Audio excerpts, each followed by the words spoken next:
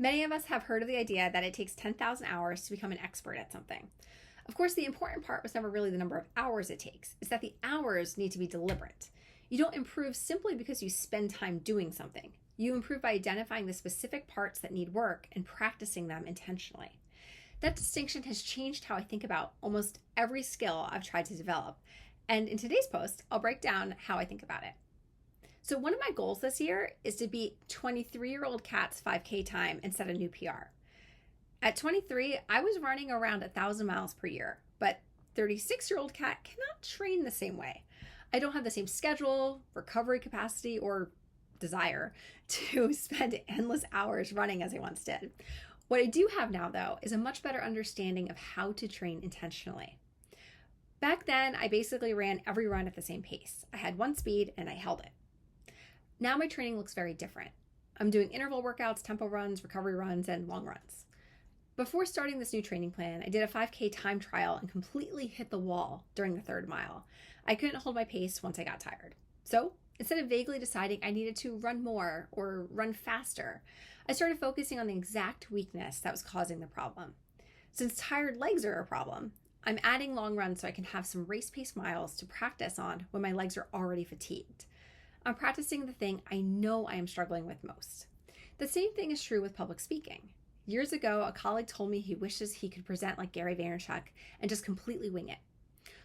One year, I heard Gary Vee speak at 2 different events. He was phenomenal both times, engaging, funny, commanding on stage, incredibly generous with his advice. He looked completely natural, but he wasn't winging it.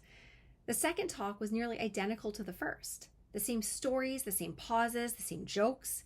Even the expletives landed in the same places. What looked effortless was actually a presentation that Gary Vee refined over many, many repetitions. That experience completely changed how I thought about speaking. People love to describe others as naturals because it makes excellence seem innate. Either you have it or you don't. This belief gives us a great excuse. I can't be a great speaker, I'm just not a natural. Or I can't learn to play an instrument, I just don't have that talent. But most skills don't come down to a natural talent, they come down to deliberate practice. Most great speakers aren't naturals. They would never wing it. In 10th grade Spanish, we had to give short presentations in front of the class every week. I hated it. I would stumble through my 3 sentences feeling completely terrified. Public speaking did not come naturally to me. Now, after years of speaking at conferences, pitching investors, guest lecturing, and giving keynotes, I love it. I still get nervous, but now the feeling is exhilarating instead of dreadful. That transformation didn't happen because I suddenly became charismatic. It happened because I practiced deliberately.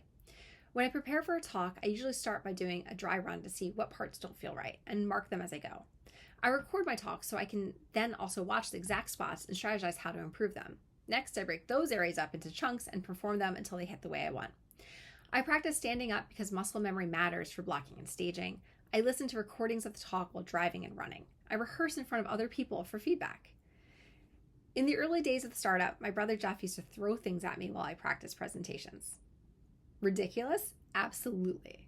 But it did teach me that if you can stay composed while dodging objects, you probably know the material pretty well. Before my TEDx Bay Area talk, I recorded the entire presentation in voice memos and listened to it constantly. While driving, eating, running. The event itself is kind of a blur, but I remember spending all night at the Ramada practicing and listening to the talk over scrambled eggs before heading over. I still do this today. I listen to the talk, practice and iterate on it, and perform it many times.